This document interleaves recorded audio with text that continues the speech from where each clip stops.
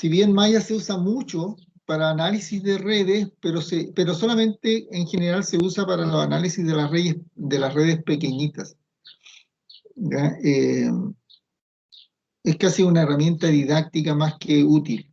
En cambio, método de nudo es una herramienta masivamente utilizada en el mundo de la ingeniería, y yo creo que todos los software que existen para analizar redes eléctricas utilizan método de nudo, no utilizan Maya. Pero sí se puede, ¿eh? Sí se puede usar computacionalmente el método de las mallas. De hecho, nosotros ya desarrollamos la teoría y tenemos todo programado en nuestro software. Pero como les digo, masivamente en todos los libros de ingeniería ustedes no van a encontrar algoritmos orientados a métodos de lazo, sino básicamente a método de nudo. Así que el método de nudo es una herramienta que sí debe entenderse.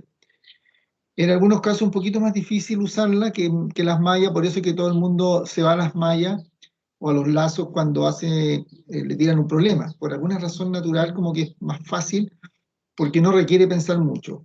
Pero tiene su técnica, por supuesto, como les enseñé yo, el método del grafo, la construcción del árbol y de los enlaces para hacer un planteamiento adecuado de las corrientes de lazo. El nudo como que requiere más esfuerzo intelectual, es una herramienta un poco más abstracta, y por lo tanto eso es que la mayoría de los estudiantes, yo conozco muy pocos estudiantes que miran un problema y lo van a intentar hacer por nudo. La mayoría, yo creo que el 99.9 trata de hacerlo por malla, y si la cosa se le pone como muy complicado por malla, como que piensan en nudo, no es al revés. ¿Ya? Y la idea sería que ojalá ustedes siempre pensaran en modo nudo, es decir, si el método de los nudos se ve como demasiado complejo para aplicarlo y malla se ve muy simple, uno se va por malla. Bueno, y la otra herramienta es el teorema de Thevenin, ¿ya? El teorema de Thevenin también es una herramienta que, si bien en la práctica uno no le podría dar mucha utilidad. Bueno, partamos de que en la práctica, en el ejercicio diario de la profesión, ustedes ninguna de las cosas que vemos nosotros acá las van a resolver analíticamente. A partir de cierto nivel para arriba de la carrera, y particularmente cuando ya están en la empresa, es muy poco el análisis circuital analítico que uno hace, ¿ya? Lo que uno hace normalmente es ejecutar programas computacionales, que hoy día ya está todo poblado con programas. Hay programas para cualquier cosa que uno necesite. Tenemos programas ya software, y uno de ellos es el TINA, ¿no es cierto? El programa que con TINA ustedes podrían resolver este curso sin aprender a hacer ningún cálculo. Pero la esencia de la carrera de nosotros no está tanto en los cálculos que uno hace, y esto creo que lo tengan muy claro, no está en los cálculos que uno hace. La esencia de la carrera está en los conceptos que uno maneja, ¿ya? Por ejemplo, un día están ustedes en una planta y se quema un transformador, ¿ya? Hay una falla, se quema un transformador. Ustedes van a ser probablemente, en la mayoría de las empresas mineras, los ingenieros electricistas no tienen cargos muy altos, porque nuestra carrera es una carrera de servicio, o sea, presta servicio a ciertas áreas, ¿ya? Los que la llevan, por ejemplo, en una empresa minera son los mineros, ¿ya? Porque es una empresa de minería. Ahí están los macucos. Después van a estar los superintendentes de planta, van a ser ingenieros mecánicos, ¿ya? Probablemente el jefe de ustedes siempre va a ser un ingeniero mecánico, sino un ingeniero minero, en mina. Y finalmente van a estar los jefes de departamento, y ahí probablemente va a haber un ingeniero eléctrico en el área que le corresponda, mantenimiento, línea, energía.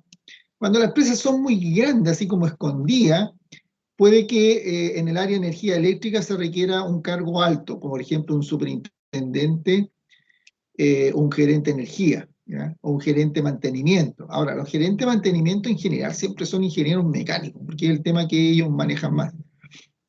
Entonces, cuando ocurra algo, dado que la especialidad de electricidad es una cosa así como muy abstracta para el resto del planeta, ustedes se van a dar cuenta que la mayoría de la gente en la industria, cuando hablan de los ingenieros electricistas, los ven con mucho respeto, porque muy pocas personas entienden el mundo de la energía, de la electricidad. Y más encima de una carrera muy abstracta que requiere mucha abstracción de pensamiento. Entonces yo siempre que he hecho práctica, empresas, siempre yo veo que los tipos miran con mucho respeto a los ingenieros electricistas por la capacidad de abstracción que un profesional de esta línea tiene. Ahora, si trabajan en empresa eléctrica, por supuesto pueden llegar a ser el gerente de la empresa, ¿ya? Pero tienen que trabajar ya en una empresa generadora, una empresa transmisora, una empresa de distribución de energía.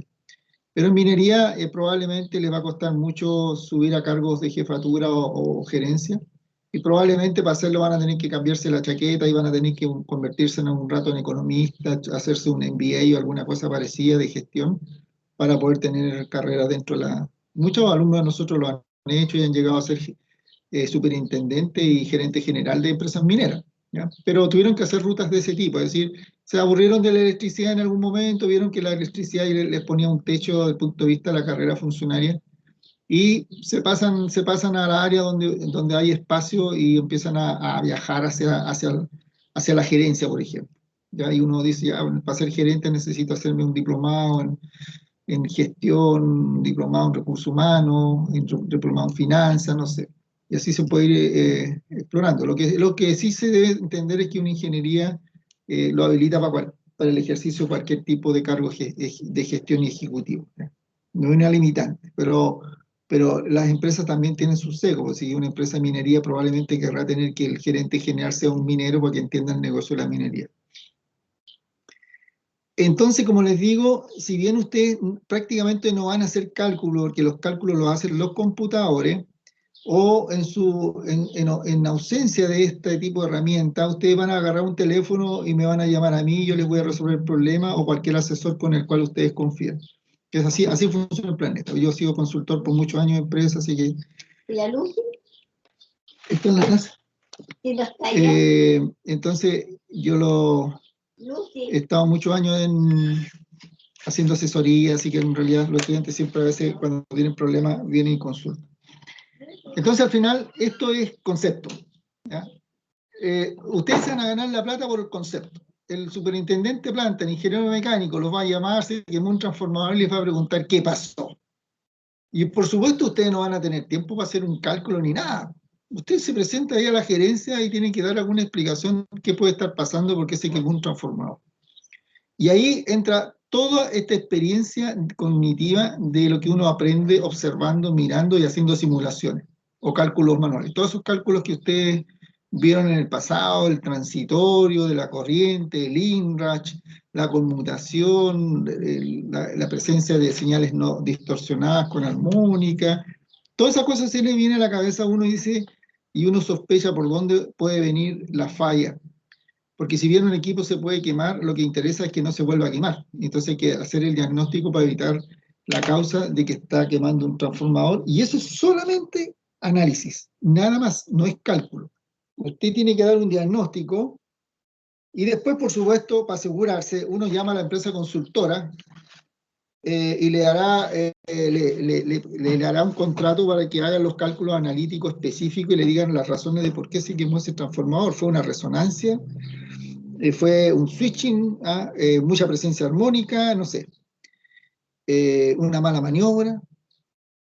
¿Una protección que no operó adecuadamente? ¿Una sobrecarga? ¿Verdad? Muchas razones podrían haber. Y ahí ustedes tienen que saber por dónde va la cosa, el buen olfato, que lo da la experiencia y entender los fenómenos.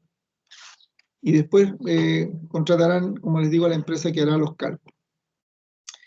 Thevenin es una herramienta más que de cálculo, de concepto. Porque lo que es cálculo, ustedes ya lo saben, es método de nudo y malla. No hay más que eso en Thevenin.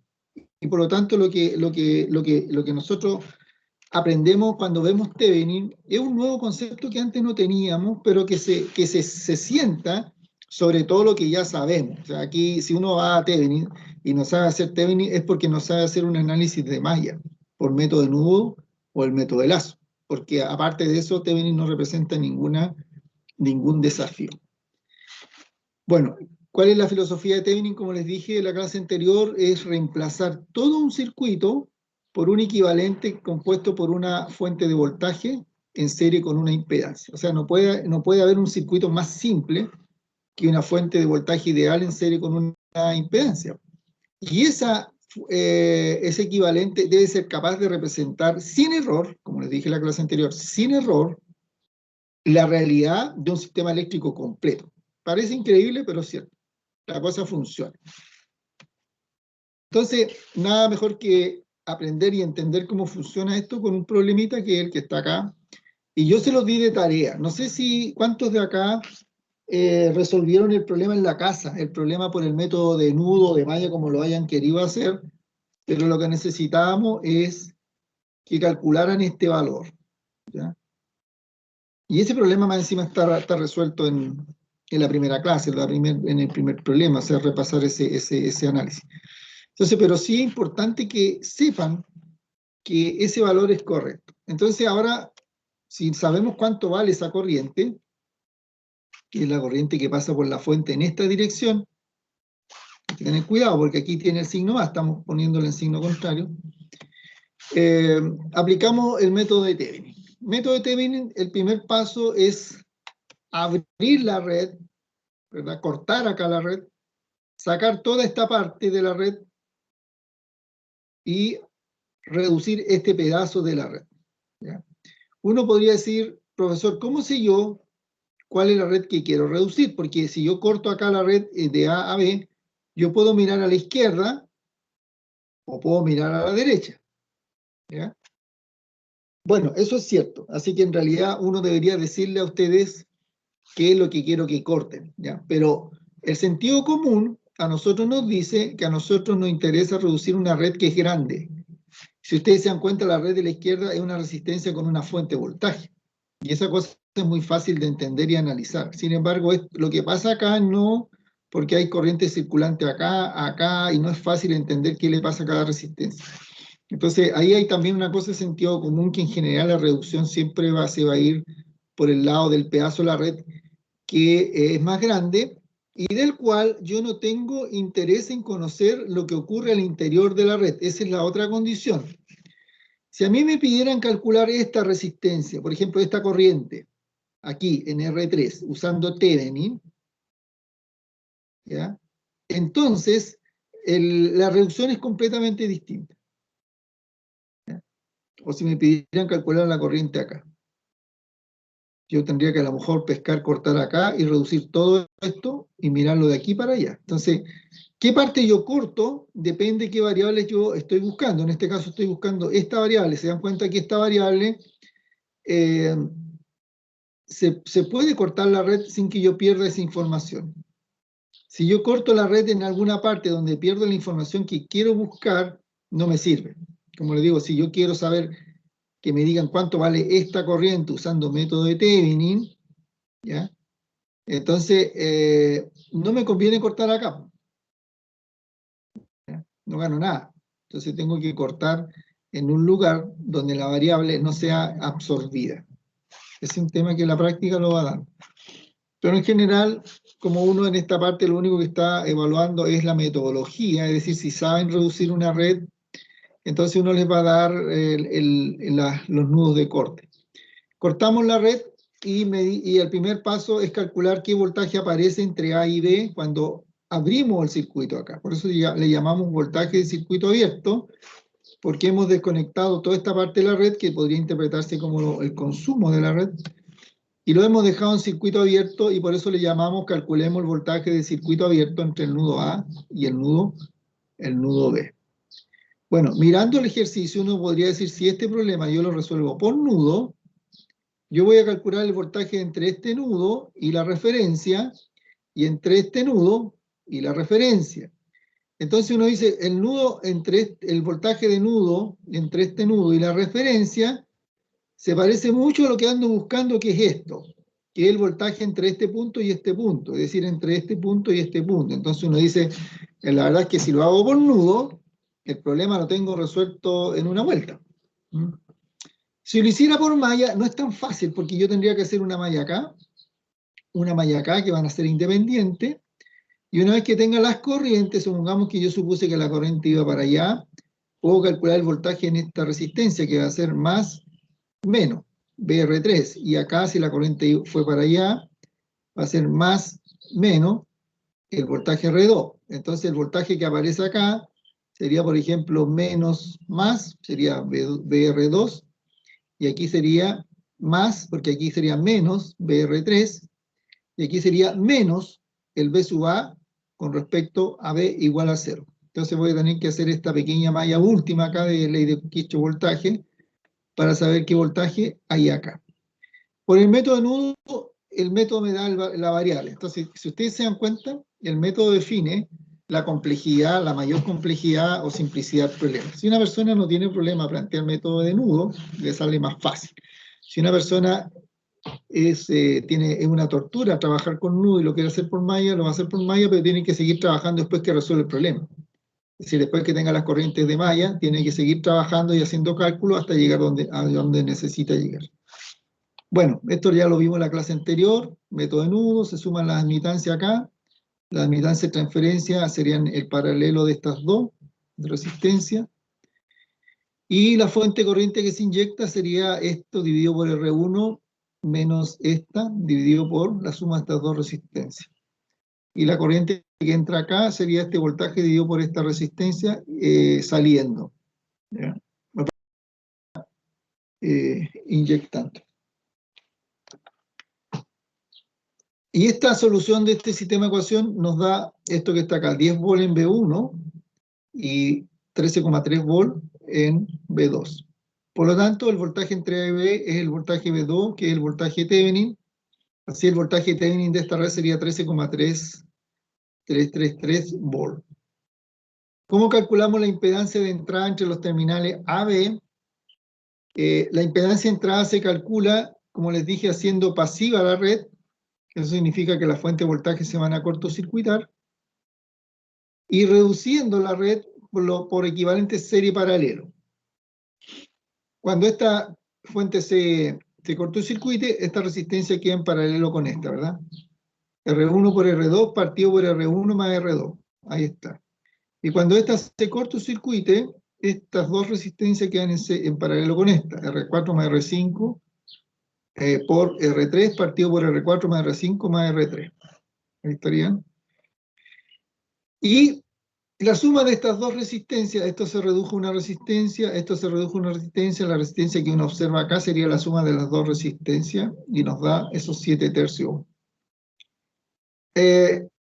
La impedancia de entrada, por lo tanto, es la impedancia que yo observo cuando me paro y miro la red entre A y B, y lo que observo en este momento es una impedancia de 7 tercios, por lo tanto ZAB se convierte en la impedancia de Thevenin, porque dijimos que la impedancia de Thevenin es la impedancia de circuito, la impedancia de entrada entre los puntos que fueron, sobre los puntos que se está haciendo la reducción de Thevenin.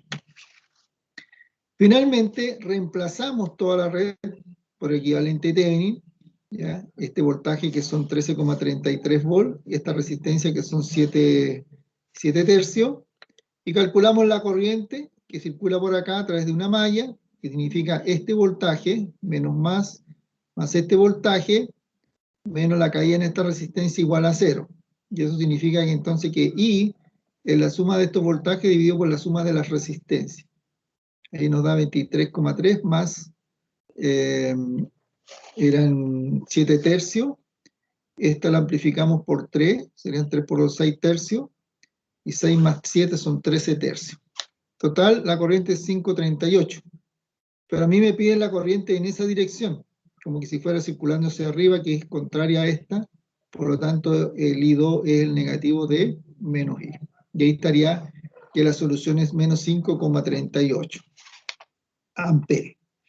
Bueno, la gracia de resolver el problema por el método nudo antes era calcular cuánto valía esta corriente. Y le tenía que haber dado menos 5,38. Así ustedes se dan cuenta que la reducción de Thevenin finalmente no generó ninguna diferencia de resultado. Es absolutamente igual a la solución del problema original.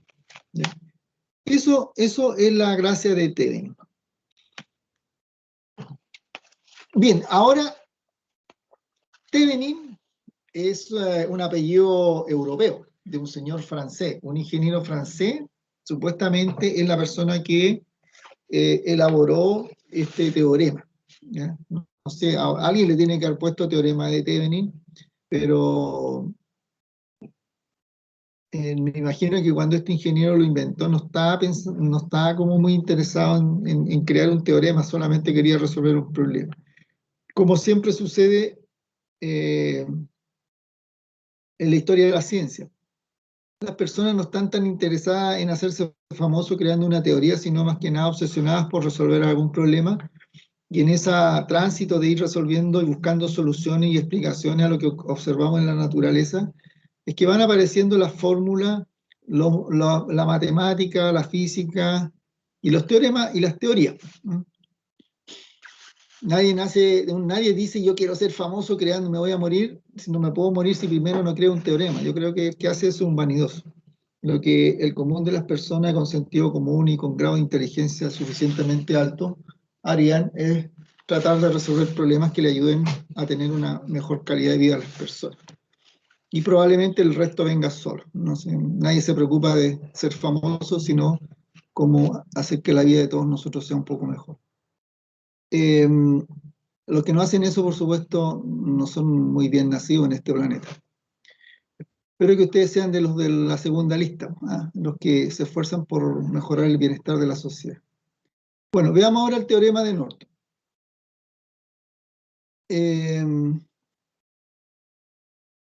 Como les dije, el teorema de Thevenin fue hecho por un señor europeo, y ustedes saben que vivimos en un mundo polarizado. Lo que no es positivo es negativo, ¿verdad? Lo que no es de la izquierda es de la derecha. No hay muchos puntos intermedios. Y desde que se inicia esta carrera tecnológica en el planeta, entre Europa y América, y cuando hablamos de América, hablamos fundamentalmente de Estados Unidos, ¿ya? Que en realidad Estados Unidos, si ustedes han estudiado la historia, no es más que nada una proyección de Europa, y no tanto de Europa, sino básicamente de Inglaterra, porque Estados Unidos por muchos años fue colonia de Inglaterra, Canadá fue colonia de Inglaterra, Alaska es colonia de Inglaterra, Nueva Zelanda colonia de Inglaterra, Australia colonia de Inglaterra, y en fin, y una serie de otros pueblos más chicos que han sido colonias de Inglaterra. Fueron los imperios en algún momento, Inglaterra en algún momento llegó a ser imperio, así como también España tuvo su periodo de gloria, fue el imperio dominante durante 200 años, donde se descubrió toda América, ¿verdad? Y se colonizó parte de Asia y después ya cuando vino la decadencia del Imperio Español, eso ocurre, ¿no es cierto?, ya en 1500, cuando Colón descubre América, España ya era un imperio en decadencia, un imperio que ya había pasado por su pic y estaban excesivamente endeudados, y eso hizo que algunos se aventuraran a buscar otras tierras donde poder extraer riqueza para el costoso imperio que sobrellevaba, ¿ya? Así que cuando llega a Colón acá, España, de hecho, ustedes deben haber visto que a Colón le costó mucho venir porque no le querían pasar plata, porque efectivamente el reino de Castilla de los reyes católicos, ¿no es cierto?, de Fernando, Isabel, estaban en la ruina. Así que le costó mucho que le pasaran un par de billetes a ver si valía la pena hacer esta aventura. Bueno, y le valió, porque eso les sirvió todo, ¿no es cierto?, para extraer riqueza y poder mantener el imperio.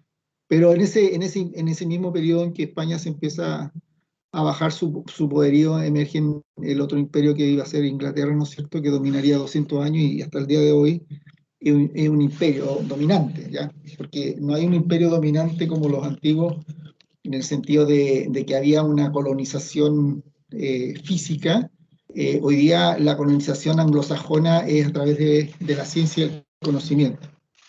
Las mejores universidades se encuentran en Estados Unidos e Inglaterra, y después sigue la lista. China se ha ido metiendo en la lista, hasta Alemania, Francia, pero hoy día, no sé, pues siempre estamos hablando de Harvard, el MIT, ¿no es cierto?, el Instituto Tecnológico de Massachusetts, Princeton, ¿no es cierto?, han salido varios premios Nobel, y después ya nos pasamos a Cambridge, Oxford, el Imperial College, están entre las 10 universidades mejores del planeta, están ahí, y después ya empieza a meterse un poquito la lista.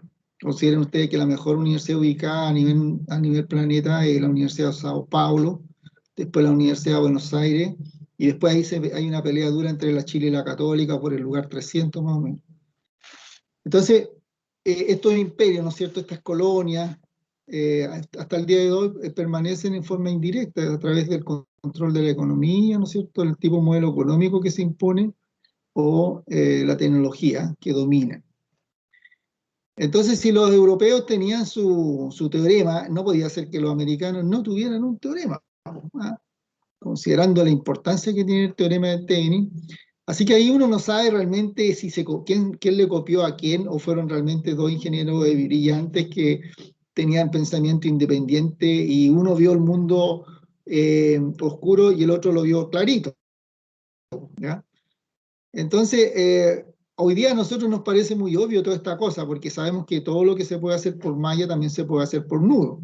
Y más encima sabemos que podemos hacer transformaciones de fuente, en que una fuente se puede transformar, de una fuente de voltaje se puede transformar en una fuente corriente y a la inversa. Entonces uno dice, chuta, no le veo la gracia, parece que aquí lo único que hizo el señor Norton es hacer la transformación de fuente, dice uno, ¿ya? Pero no es tan así. Yo creo que también tiene su mérito Norton. Pienso que Thevenin fue el primero en salir a la palestra con el tema, después salió Norton.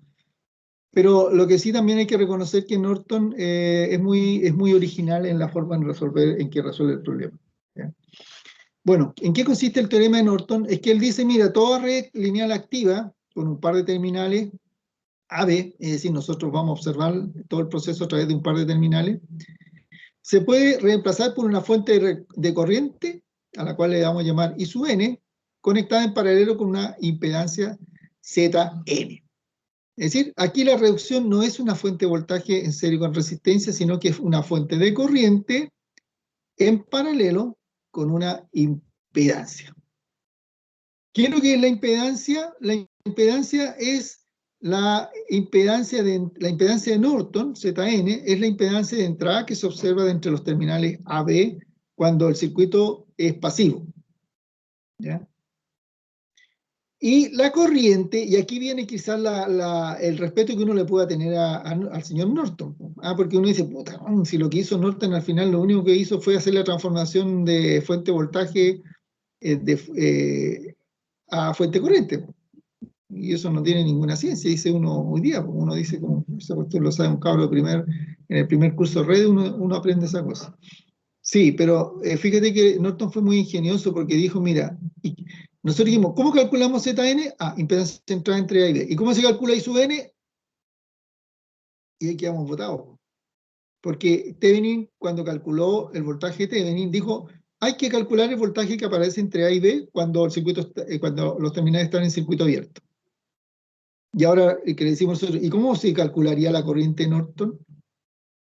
Entonces él dijo, mire, la fuente equivalente Norton es la corriente que fluye entre los terminales AB cuando estos se cortocircuitan. Entonces lo que hace Norton dice, cortocircuitemos acá, miremos cuánta corriente pasa, y esa corriente corresponde a la corriente de Norton. Entonces eso ya yo lo encuentro significativo. Al tipo se le ocurrió una metodología que no fue lo que se usa en Thevenin, una cosa bien distinta, ¿ya? Así que yo creo que hay punto para el señor Norton, porque realmente se gana el derecho a que lo consideremos con respeto.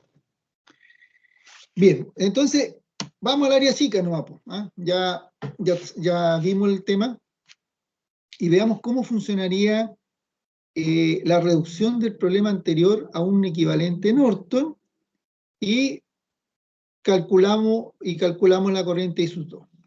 Ahí está el problema, tal como el que vimos en la primera clase. ¿Qué se hace primero? Paso 1, vamos a calcular la corriente de Norton. ¿Qué es lo que se hace acá? Cortamos, hacemos cuts de network, over there, between A to B. Cortamos acá. Una vez que tenemos cortada la red, vamos a cortocircuitar estos dos terminales y tenemos que calcular qué corriente pasa por ahí, ¿ya? Bien, y aquí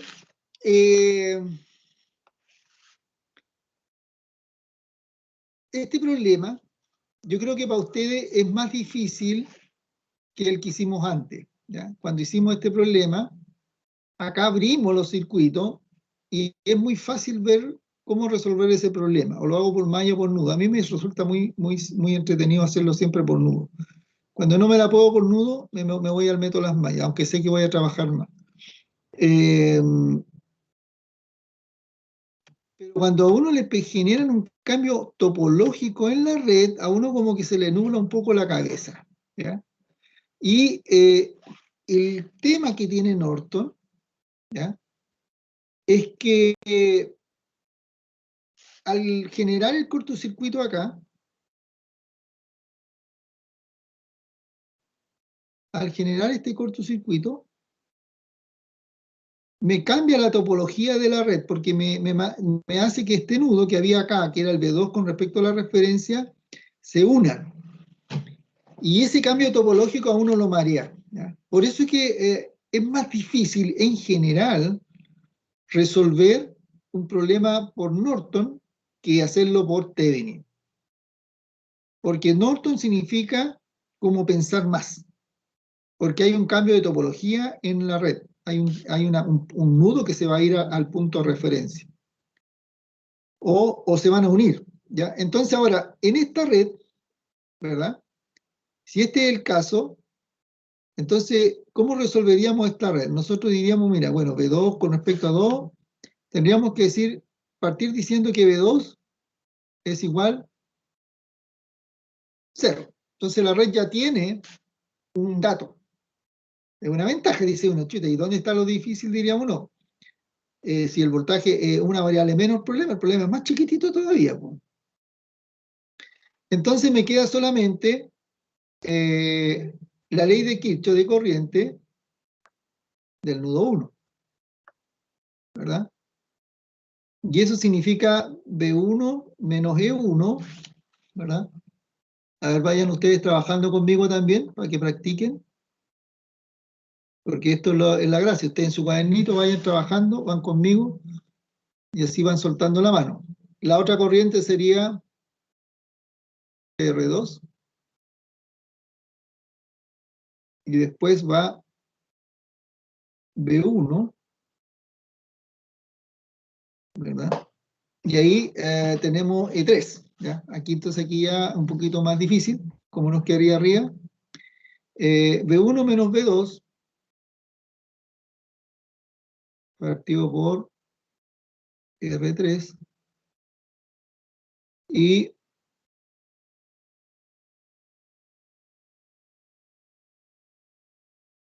B1 y finalmente B1 menos E3 menos B2 dividido por R4 más R5 igual a 0. ¿Estamos de acuerdo? Revisen las ecuaciones. Ahora yo ya le pregunto a ustedes para que vayan, normalmente una vez se confunde. Ustedes como son 60, te pueden dar cuenta de que hay un error. Esta que está acá es la que siempre hay que revisar con cuidado, esa que se va por ahí. Y R4 sería B1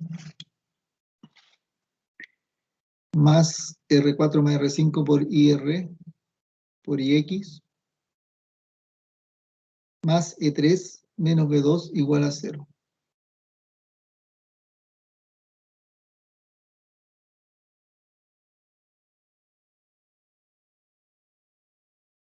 ¿Cierto?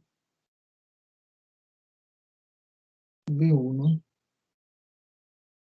más E3 menos.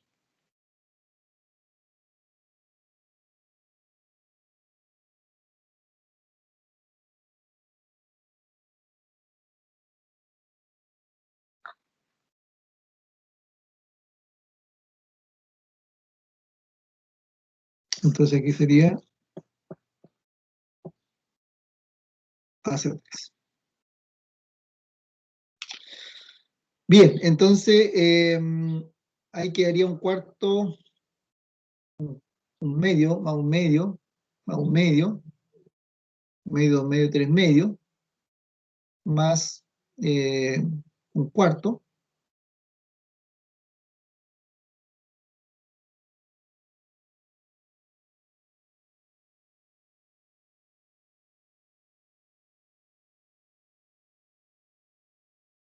seis cuartos, 7 cuartos. Ahí llegamos entonces a los 7 cuartos de B1,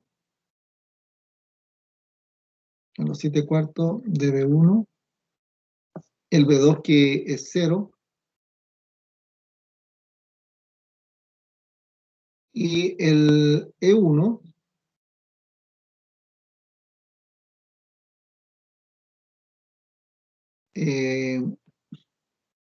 L1 partido por 2 menos L3 partido por 4, que le da los 7 quintos. Eso es lo que, de esa forma se llegó a esa ecuación, ¿ya? Bueno, de ahí se despeja 7 el B1, no hay nada que hacer ahí, simplemente 4 por 7,5 dividido por 7 le da 30 séptimos de vol B1. Y aquí es donde viene como la cosa más importante, ¿ya?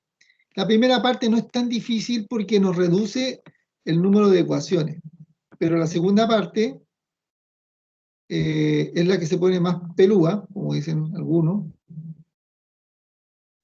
porque hay que calcular la corriente que sale de aquí, ¿verdad?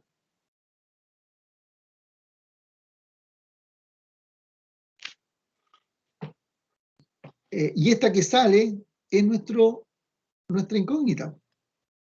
Y esa es la parte difícil, porque ahí la mayoría muere, tratando de hacer ese análisis. Entonces,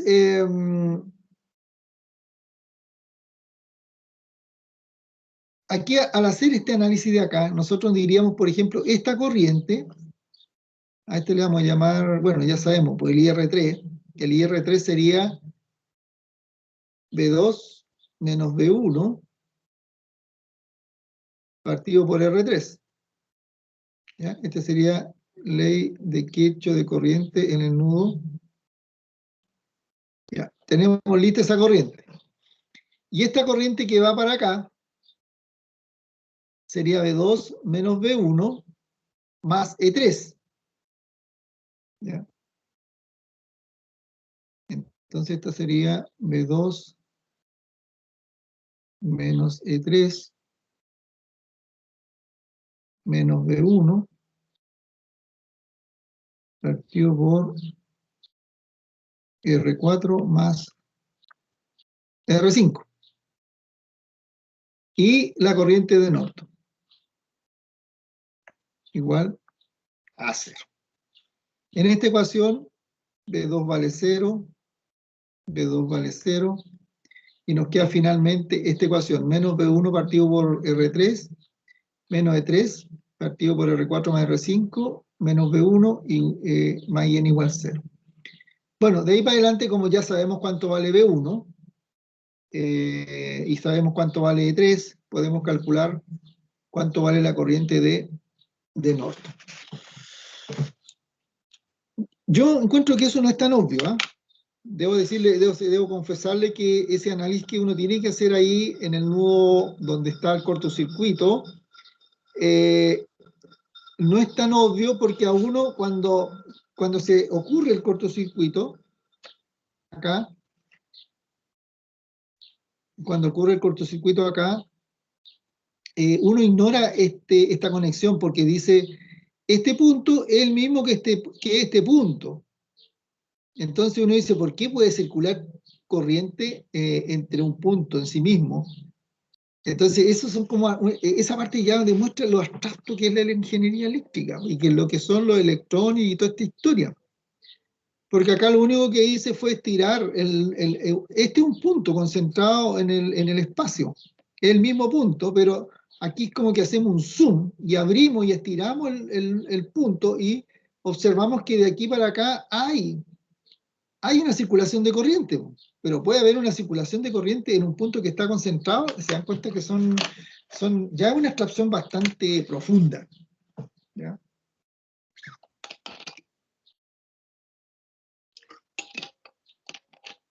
Uno podría quizás no encontrar una explicación razonable, pero fíjense que el fin de semana estuve viendo un video muy bueno sobre la evolución de la física, donde se parte de la famosa ecuación de Einstein cuando trata de crear la teoría unificada de los campos, ¿ya? Y ustedes saben que Einstein creó una ecuación, eh, pero Einstein miró la naturaleza desde el punto de vista de cómo a pesar que están en la mecánica cuántica a un nivel muy de molécula, él cuando miraba las partículas, las miraba como un pequeño punto, una molécula concentrada. Y cuando habían dos moléculas separadas, ¿verdad? Las separaba una distancia, y entonces en su ecuación, la fuerza de atracción gravitacional entre esas dos moléculas depende de la distancia, lo que sabemos nosotros, ¿no es cierto? La ley de la gravitación. Entonces, cuando las dos moléculas se acercan mucho, esa distancia va a cero y la ecuación se va al infinito. Y ese tema de que la ecuación se va al infinito cuando las moléculas se acercan, es lo que mantuvo a los físicos por más de casi 100 años ahí dando vueltas buscando una explicación. ¿Por qué razón? Porque se supone que el universo nace del Big Bang, donde no hay espacio y está todo concentrado. Entonces las moléculas están juntas una a otra. Entonces en el fondo no se puede explicar qué pasa porque está en un espacio eh, en que no hay distancia. Entonces, si no hay distancia, no hay separación, no hay movimiento de electrones, no hay energía, no hay calor. Bueno, más adelante avanzó la física, crearon ya la mecánica cuántica, aparece la teoría hay una segunda teoría que no recuerdo el nombre, que trataron de combinar las ecuaciones, ahí había un científico, un físico ruso que fue el primero que trabajó mucho la unión de estas dos teorías.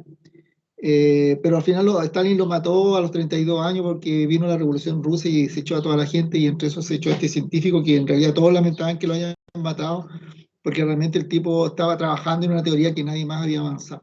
Pero quedaron por lo menos los escritos de él, sus reviews, pero no se pudo resolver el problema, ¿ya? El problema de la distancia y del infinito finalmente se pudo aprender un poco más cuando se crea la teoría que hoy día rige y que está como de moda, que es la teoría de cuerdas, ¿ya? De hecho, en la universidad nosotros tenemos el doctorado en física y los tipos se dedican ahí a trabajar teoría de cuerdas, así que si alguna vez tienen tiempo de ir a alguna charla, vayan a darse una vuelta.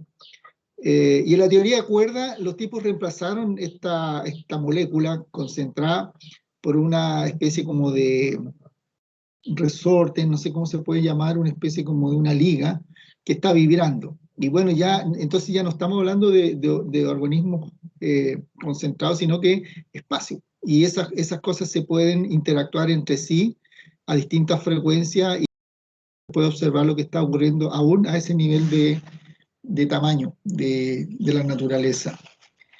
Y de ahí han seguido avanzando. La verdad es que hoy día los tipos todavía están pegados, decían, porque si no hay movimiento a ese nivel de tamaño, estamos hablando de algo así como 10 a la menos 3, a lo menos 24, 26 de distancia, porque tiene que haber calor, porque lo que sí se sabe es que en el Big Bang se generó un calor casi infinito, y eso significa que hay movimiento molecular. Bueno, después se le ocurrió de que las cuerdas podrían entrelazarse una a otra y formar paquetes de cuerda, y en el fondo en esa forma siguen interactuando entre ellas y hay calor porque están moviéndose una con respecto a la otra. Y ahí están pegados los físicos hoy día van que el universo además tiene 11 dimensiones, demuestran por qué pueden existir más de 3 dimensiones en un universo como el del nuestro.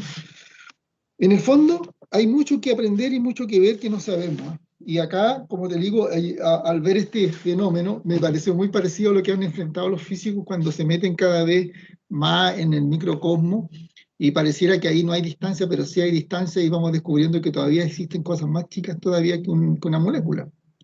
Y en este caso nos pasa lo mismo, o sea, un punto como este, ¿cómo puede ser que entre un mismo punto circule una corriente? ¿Se dan cuenta? Bueno, a lo mejor entonces ahí la analogía sería, no, lo que pasa es que aquí ya estamos hablando de cuerdas, ¿no es cierto? De la teoría de cuerdas, y por lo tanto entre cuerda y otra cuerda hay interacción de fuerza gravitacional, y por lo tanto se puede mover energías, ¿ya? Se pueden mover cosas. Eso por si quieren entretenerse un poco más de esta cosa, ¿ya? Probablemente no necesitamos llegar a la teoría de cuerda para entender esto, pero sí hay que tragárselo un poco, ¿eh? Hay que tragarse ese tema, y no a cualquier persona se le va a ocurrir que por aquí circule corriente, ¿no? Porque si dijimos que es el mismo punto, ¿por qué tiene que circular corriente? Pero si no hacen eso, el problema no se puede resolver. Ese es como el tema. Entonces, es expandir un poco el punto, ¿ah? El tema es, el punto se puede expandir y ver qué corriente está circulando por ahí. Bien, entonces apareció la corriente Norton, que nos dio 5,71 amperes, y la impedancia de entrada, por supuesto, es la misma que teníamos antes. Esto, cuando calculamos la impedancia de entrada, por supuesto, no está el cortocircuito, ojo, si no sería cero. Si nosotros miráramos A y B con este cortocircuito puesto acá, veríamos siempre cero, y eso es ilógico, ¿ya? Es la misma que teníamos antes. Aquí tenemos entonces el circuito equivalente de Norton reemplazado ahora, la corriente Norton, la resistencia Norton, y le agregamos el resto del circuito. Entonces acá tenemos que hacer un análisis que no es tan simple como el caso anterior. O una persona podría decir, mira, no me quiero liar porque aquí tengo que hacer análisis de nudos de nuevo. Odio el análisis de nudos, me aparece hasta la sopa el análisis de nudos. No quiero saber nada de análisis de nudos, voy a reprobar este curso por no saber nudos. Y más encima ahora me aparece de nuevo en el método Norton el análisis de nudos. Bueno, no tienen opción, o aprenden nudo o se quedan. Esa es la respuesta. Bueno, haciendo análisis de nudo, este voltaje dividido por esta resistencia, más este voltaje, porque está con menos más, dividido por esta resistencia, menos la corriente de Norton, porque esta está saliendo, esta está saliendo, esta está entrando, es igual a 0. Tenemos la corriente Norton, son 5,7143, así que de acá podemos calcular B sub X. Nos sale 0,7692, y la corriente I sub 2 sería este voltaje más este voltaje, porque es más menos dividido por R6, ¿ya? Con signo negativo, y me da 5,3845, igual como me dio con Norton, o sea, perdón, con Thevenin. La corriente es 5,3845, aquí 5,3845. Así que ahí estaría el método de Norton. Ahora, alguien podría decir, y muchos alumnos lo hacen, que son un poco más astutos, no me quiero liar con Norton porque es muy complicado, o sea, no, perdón, con este circuito que es muy... Uno podría pescar esta parte de acá y reemplazarla por una fuente de voltaje en serie con una resistencia, ¿ya? Esta de acá no le pasa nada, queda igual. Y esto de acá sería R Norton por I de Norton. Esa sería la fuente que yo colocaría ahí. Eso le daría, ¿no es cierto?, la corriente, la resistencia de Norton son 7 tercios. 7 tercios por la corriente de Norton, que son 5,7143.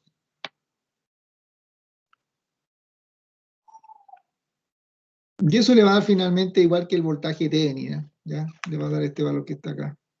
Eran 13,333. Bien. Esto le va a dar los 13,333. Y con eso resuelven el problema. Colocan la otra resistencia acá y estamos listos. O sea, también es válido hacer eso, ¿ya? Yo lo quise hacer por nudo, método nudo, para que hasta que se acostumbren tanto a hacer por nudo, que lo usen como una suma, ¿ya? Pero alguien podría haber hecho, y muchos alumnos, cuando tienen este tipo de problemas, lo hacen así, ¿ya? Y está bien, si lo que interesa finalmente es el resultado final. A esta altura del problema, uno está aquí, hasta aquí, evaluaría que saben en Norton, ¿verdad? El resto lo podrían hacer como mejor les acomode. Bien, esa sería entonces la versión dual del teorema de Thevenin, que se llama teorema de Norton, hecho por un ingeniero americano, y la versión europea, ingeniero francés, el teorema de Thevenin. Bien. Veamos ahora otra reflexión, ¿ya? Miren, vamos a ver ahora qué equivalencia existe. Ustedes deberían sospechar la equivalencia que hay entre Thevenin y Norton, pero hay que demostrarla en todo caso. En el primer circuito, en el que tenemos acá, en este circuito, tenemos el voltaje de Thevenin con la impedancia de Thevenin, ¿ya? Entonces, si yo tuviera el equivalente de Thevenin, yo podría cortocircuitar los terminales del equivalente, ¿no? Porque claro, el equivalente me dice, hay una fuente de voltaje que se conecta en serie y después uno la conecta a una carga. Pero en este caso no la voy a conectar a ningún circuito, sino que simplemente voy a cortocircuitar estos terminales. ¿Y cuánto va a valer la corriente de cortocircuito? Sería el voltaje partido por la impedancia. No tenemos nada más que hacer ahí, ¿verdad? Voltaje Thevenin partido por impedancia de Thevenin. Ahora, ustedes se darán cuenta que de acuerdo a la definición, ¿ya? Según Norton, la corriente de Norton se obtiene cuando cortocircuitamos los terminales A, B. Es decir, sacamos la red de la de derecha, cortocircuitamos los terminales A, B, y eso sería corriente de Norton. Por lo tanto, si ustedes se dan cuenta, en este caso, esta corriente de cortocircuito correspondería a la corriente de Norton, porque estamos cortocircuitando los terminales A, B, solamente que en este caso no se han cortocircuitado los terminales de la red original, sino de la red equivalente. Pero como lo que ocurre acá, cuando cortocircuitamos estos terminales, ¿verdad? Es esto, y esto ha sido reemplazado por el equivalente de Thevenin, entonces llegamos a la conclusión de que la corriente de Norton es la corriente de cortocircuito entre los terminales A, B, también del equivalente de Thevenin. Ahora nos paramos al otro lado de la vereda y miramos el teorema del equivalente Norton. Equivalente Norton, ¿no es cierto?, tiene esta forma, y aquí está el terminal AB, y nosotros podemos calcular el voltaje que aparece acá entre estos terminales. Aquí tenemos una fuente corriente, y aquí tenemos la impedancia Norton. Esta es la fuente corriente Norton. Y este voltaje nos damos cuenta que es la corriente de Norton que está circulando por acá, ¿verdad? Entonces el voltaje sería Z Norton por corriente de Norton. Y esto correspondería al voltaje de circuito abierto, es cuando el terminal A y B está abierto. Entonces, voltaje de circuito abierto sería la corriente de Norton multiplicada por la impedancia de Norton. Pero este cálculo del voltaje entre A y B ya lo habíamos hecho cuando vimos Thevenin. Thevenin, ¿no es cierto?, consistía en calcular cuánto era el voltaje que había entre A y B, ¿ya? Cuando estos terminales están abiertos, ¿ya? Entonces, la única diferencia es que acá nosotros hemos tomado como punto de partida no la red, sino el equivalente de Norton, pero como este valor que aparece acá es lo mismo que el que aparece cuando está la red con el circuito abierto, llegamos a la conclusión entonces que el voltaje de circuito abierto corresponde al voltaje de Thevenin, que es este que está acá, ¿ya? Podríamos decir entonces que el voltaje de Thevenin es igual a la impedancia de Norton por la corriente de Norton. Y que la corriente de Norton es el voltaje de Thevenin partido por Z de Thevenin. ¿Ya? ¿Se dan cuenta? Voltaje Thevenin es lo mismo que, por esta ecuación, sabemos que voltaje Thevenin es Z Norton por corriente de Norton. ¿Ya? Y Z Norton es lo mismo que la corriente de cortocircuito. Y la corriente de cortocircuito es voltaje Thevenin partido por Z Thevenin. ¿Ya? Entonces, en esta parte vemos que voltaje Thevenin sería voltaje Thevenin por Z Norton partido por Z Thevenin. Y para que esto ocurra, entonces se concluye que la impedancia de Norton es igual a la impedancia de Thevenin. Y es una cosa como que se sabía porque ambas se calculan igual, pero aquí se demuestra que para que sean equivalentes, la impedancia de Thevenin tiene que ser igual a la impedancia de Norton. Así que no necesitamos calcular la impedancia equivalente del sistema de dos formas distintas. Basta con que la calculemos ya sea por Thevenin o por Norton y tenemos el único valor. Además, si la impedancia de Thevenin es igual a la de Norton, ¿ya? Entonces, y la impedancia de Thevenin se define como el voltaje de Thevenin partido por corriente de cortocircuito, o el voltaje de Thevenin partido por la corriente de Norton, o el voltaje de circuito abierto partido por la corriente de cortocircuito. Entonces, finalmente se concluye que la impedancia de Thevenin se obtiene del voltaje de Thevenin partido por la corriente de Norton. Y este resultado sí que es relevante, ¿ya? Este resultado que aparentemente no pareciera ser tan importante, es muy importante.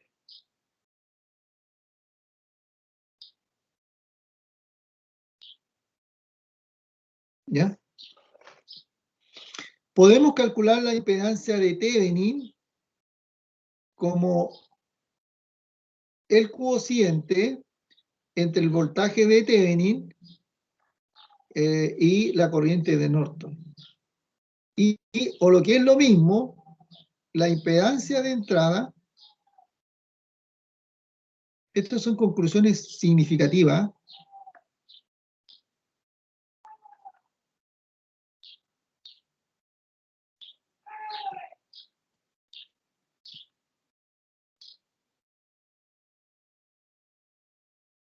Y esta es una conclusión, anótenla por ahí en su cuaderno.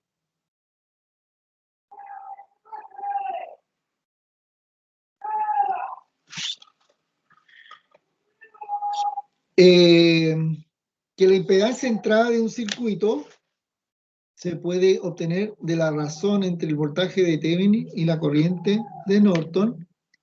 Y la pregunta que uno se haría, profe, ¿pero qué ganamos con esto si ya sabemos calcular la impedancia de entrada? ¿Ya? Basta, lo que tengo que hacer es hacer reducciones serie paralelo. Pero el método de la reducción serie paralelo es el método más rasca. ¿Ya? Ese es para los alumnos de enseñanza media. Cuando uno está en el liceo industrial, hace esas cosas. Los estudiantes de una carrera tan prestigiosa como de una ingeniería civil eléctrica o ingeniería de ejecución tienen que usar métodos más avanzados. No, en realidad no es esa la razón. Lo que pasa es que el método de la reducción es muy limitado y solamente sirve para algunos casos, no para todos los casos. Y esta también es una de las grandes razones por qué cuando aplicamos Thevenin-Norton, la mayoría de los problemas a veces están mal hechos. Porque aplican un método que no se puede aplicar en algunos problemas, ¿ya? Ya, esto no lo graben porque es solamente para los amigos, ¿eh? Si lo graban lo va a saber todo el mundo y esto no se lo cuento a cualquier persona, solamente a mis amigos y por supuesto a los que quieran aprender y ser buenos estudiantes. Pues si hay alguno por ahí que anda así como el chanfle nomás, mejor no me interesa que lo aprenda. Bien, entonces les voy a decir un secreto ahora. Se me cayó el lápiz. Ay, vamos a hacer un problema en el cual el método de la reducción nos sirve. Y ahí ustedes van a valorar realmente lo que significa tener un método que sea más general, más allá del método de reducción. Y vamos a volver a resolver el mismo problema. Que el profe ya me tiene chato con el problema, me lo sé de memoria, lo puedo hacer así, igual que el juego del cubo, ¿eh? Lo puedo hacer con las manos en la espalda, puedo armar el cubo en menos de un minuto. ¿Ya? Pero es que este cubo tiene un truco, ¿eh? Este cubo tiene un truco, y es el que no saben ustedes, y por eso que después guatean y se tienen que hacer el curso de nuevo. Miren, ¿cuál es el truco que hay en este problema? Si ustedes saben, nunca confíen en su profesor de redes, porque es un hijo de perra y siempre va a buscar problemas difíciles que ustedes no sepan para tirárselo en una prueba. El problema difícil es que el E3 es igual a 2B1. Ustedes saben que B1 es el voltaje que hay entre este punto con esta polaridad. Es decir, es una fuente dependiente. Entonces ahora lo que hay que hacer es calcular el equivalente de Thevenin, la corriente que circula por acá por esta misma fuente, pero cuando E3 ya no es una fuente independiente, es una fuente que depende del voltaje de la red. ¿Se dan cuenta que ya no soy tan simpático? Ya me puse desagradable ahora. Tiré una red que sé que no la pueden resolver así a la primera. Solo los que se lograron sacar un 6 en la primera prueba podrían resolver este problema. Bien, resuelvan por Thevenin entonces. ¿Cómo estamos en la hora? Nos quedan 15 minutos. Ya, 15 minutos para resolver este problema. Les voy a dar un par de minutitos para que piensen cómo se podría resolver este problema. Claro que tienen los apuntes, en realidad yo me estoy disparando los pies porque yo sé que tienen los apuntes ahí en el portal, así que saben cómo hacerlo. Pero lo importante es desafiarse, ¿ya? Capaz que algunos ni siquiera hayan leído los apuntes, a otros se los ha leído, lo va a saber hacer. Pero lo importante es entenderlo, y por eso es que quiero que piensen un par de minutos qué se puede hacer en este problema.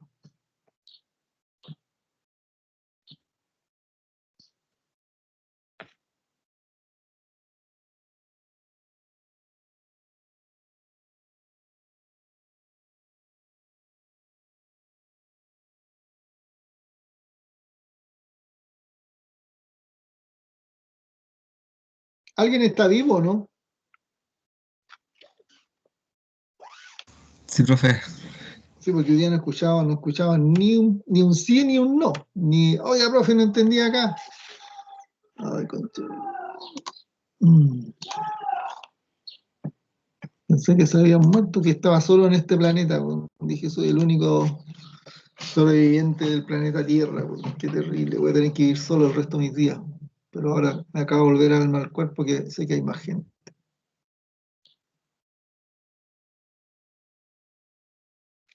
¿Cuánto hay hoy día? A ver, ¿cuántos asistentes? Poquito, ¿eh? Hay apenas 34, la mitad del curso. Bien, nos queda un poquito tiempo, vamos al... Bien, entonces lo que hay que hacer acá, el primer paso es cortar en AB y calcular el voltaje de circuito abierto. ¿Alguien tiene problema para resolver esa parte del problema?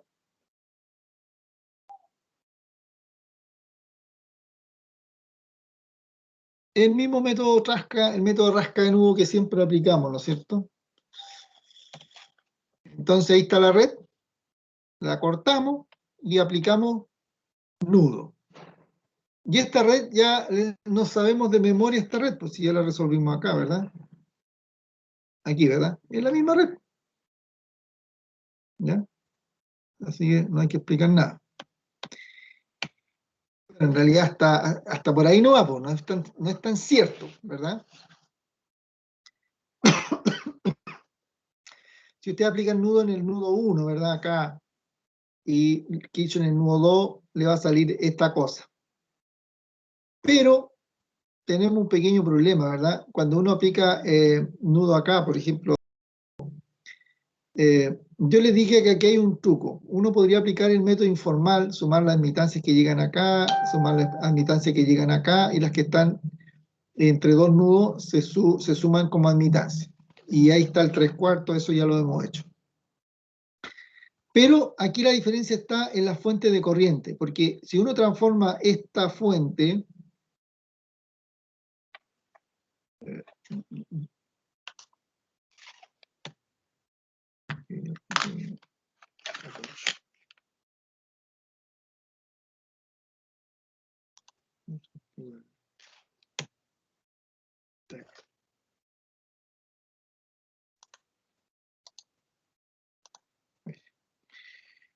entonces,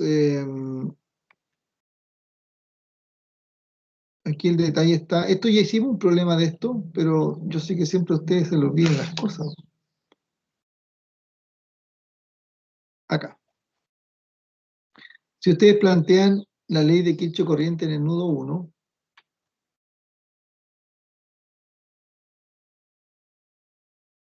ustedes van a decir, ¿no es cierto?, lo que ya hemos hecho varias veces. B1 menos E1 sobre R1 más B1 sobre R2 más B1 sobre menos B2 sobre R3 más B1 más E3 menos B2 sobre R4 más R5 igual a 0. Ya, entonces, ustedes saben que esto finalmente se factoriza en 1 sobre R1, 1 sobre R2, 1 sobre R3,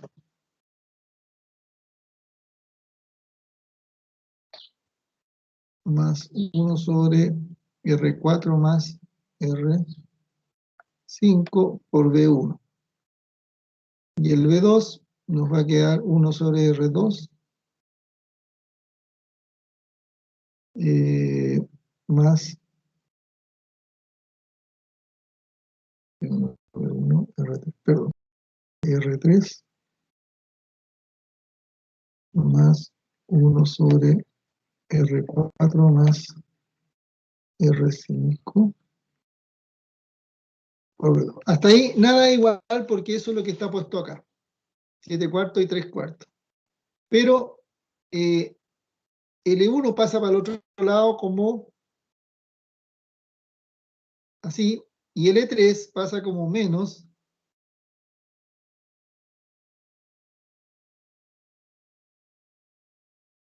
Sí. Esto que está acá serían 20 partido por 2, son 10. Pero E3 es 2 B1. Y abajo serían 4. Entonces, cuando uno arma la matriz, ya esto dejó de ser, creo que eran 10 antiguamente, ¿no? E3 valía 10, claro. Entonces uno dividía 10, lo dividía por 4, le daba 2,5, 10 menos 2,5 me daba el 7,5. Pero aquí tengo una fuente dependiente, ¿verdad? Entonces no puedo resolver el problema. Y abajo me pasa lo mismo, porque acá abajo me queda E3 partido por 4, positivo. Y estas son incógnitas del problema. Entonces lo primero que tengo que hacer es pasar esta ecuación para el lado, ¿verdad? En realidad acá. Se va a afectar con esa, porque esto es 7/4 por B1, más 2/4 por B1, entonces me van a quedar 7, 8, 9 cuartos de B1. Este queda igual, y abajo este menos 2B1, 2 cuartos B1, pasa acá como negativo. Así que va a quedar menos 2 cuartos, menos 3, menos 5 cuartos de B1. Y ahí recién logro limpiar el lado derecho de variables o incógnitas. Pero eso significó cambiar este valor y este valor. Estos valores ya no son iguales a lo que teníamos en el problema anterior. Y de aquí para adelante se resuelve el problema y ustedes pueden ver que la solución de este problema ya no es antes. Aquí teníamos antes un 13,333 y aquí tenemos 16,667, o sea, una solución distinta. El voltaje B1 fue igual, por mera casualidad o por topología del circuito, pero no tendría por qué haber dado el mismo valor anterior. Entonces, en este problema, aquí tengo el voltaje B2 y como ya conocemos un poco la historia, el voltaje B2, que es el voltaje que está entre A y B, correspondería al voltaje de Thevenin. ¿Ya? Pasamos a la fase 2 ahora, que es la fase novedosa. En la fase 2, a diferencia del problema 1, en que fuimos directamente a reducir la red, no lo vamos a hacer por ese método. Lo vamos a hacer por el método que acabamos de aprender, que es este. Vamos a calcular la impedancia de Thevenin dividiendo el voltaje por la corriente de Norton, lo cual significa que entonces tengo que ir a calcular ahora la corriente de Norton. ¿Ya? Entonces, en este caso, el mismo problema anterior, que ya lo resolvimos, es este, que estuvimos harto rato dándole cabeza, ¿verdad? Por eso se lo resolví. Pero aquí I3 era una constante, por lo tanto, aquí eran 10 partido por 4 son 2,5. Y para el lado de acá pasaron, ¿no es cierto? ¿Dónde está? Aquí está, ¿ven? Que son 10 menos 10 partido por 4, 7,5. Pero en el caso de ahora, esto va a ser 2B1 partido por 4. Esa va a ser la diferencia cuando resolvamos el mismo problema. Pero acá, si ustedes se dan cuenta, serían 7 cuartos de B1, por la ley de Kirchhoff acá, menos 10 menos 2B1. Antes aquí había 3 partido por 4, ahora 2B1. Hay que pasarlo para acá, por supuesto, nos quedaría 9 cuartos de B1 por 10. Sería 40 partido por 9. Entonces el voltaje B1 ahora es 40 noveno. Y acá tenemos que volver a lo que habíamos hecho antes, la ley de Kirchhoff, que ya lo hicimos. Menos B1 partido por R3, que es 2, y acá menos o B1 más E3, ¿ya? B2 menos B1, menos E3, que sería 2B1, partido por R5 más R4. Aquí está reemplazado L3. ¿Ya?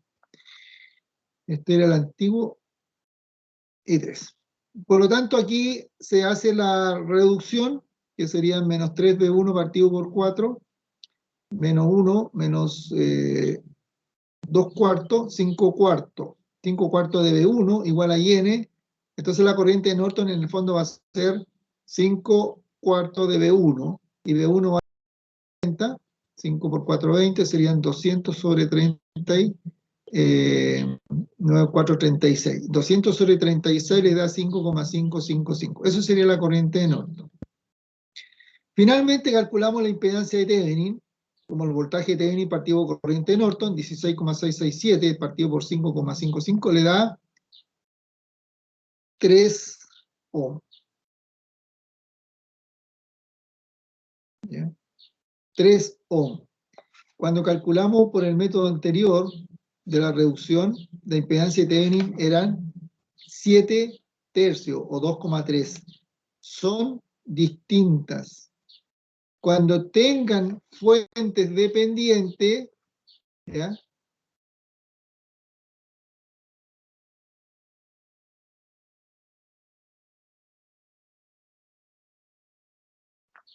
Es distinta a... ¿ah?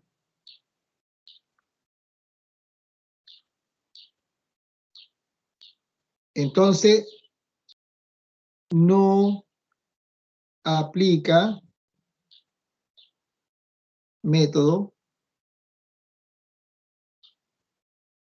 de reducción. No se puede aplicar el método de reducción acá, porque les dio 7 cuartos. 7 tercios. Y en este caso, que eran 2,33, y este problema nos dio 3. Hicimos la demostración teórica que es correcto calcular la impedancia de entrada como el voltaje T impartido por la corriente de Norton. Por lo tanto, si esto no me da 7 tercios, significa que el método que me conduzca a los 7 tercios es inaplicable en este caso. Entonces, la regla sería, o el colorario, a los matemáticos les gusta mucho eso, el colorario sería si la red tiene elementos activos, ¿ya? Esto significa fuentes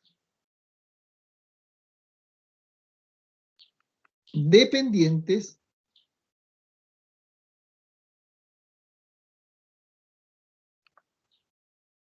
no se debe aplicar método de reducción.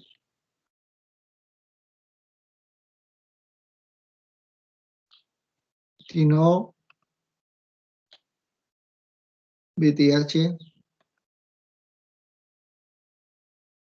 partido por I sub N. Esa es la conclusión de este ejercicio. Tengan cuidado. Probablemente los 32 alumnos que no vinieron hoy día y que van a hacer el problema después en la prueba, porque van a estudiar el último día antes de venirse a la prueba y se van a volver a sacar un 2, es porque no vinieron a esta clase y no se enteraron a tiempo que no pueden aplicar reducción cuando están calculando el equivalente de Thevenin o de Norton y aparece una fuente dependiente, a lo cual le llamamos redes con redes activas. La otra posibilidad que se puede dar cuando hablamos de elementos activos es que si existen acoplamientos. Si existen bobinas acopladas al interior de la red que se está reduciendo, tampoco se puede aplicar método de reducción. Ahí están obligados a hacer este método del voltaje de Thevenin impartido por la corriente de Norton. ¿Ya? Eso es muy importante. Y finalmente, bueno, una vez que está el voltaje de Thevenin, impedaje de Norton, ya saben cómo calcular el resto. Ahí está, y nos da ahora 5.33 negativo. Y en el caso sin fuente dependiente nos había dado 5.38. Se parecen, ¿ya? 5.38, 45 a 5.33 es 0,05. Son 5 miliamperes de diferencia. Pero ustedes me pueden decir, oye, profe, 5 miliamperes y me puso el problema malo. Si aquí lo que son 5 miliamperes, 0,05 amperes. Pero lo que se evalúa en ese caso no es el resultado, sino el procedimiento. No sabe aplicar el procedimiento adecuado de acuerdo al tipo de problema que le corresponde.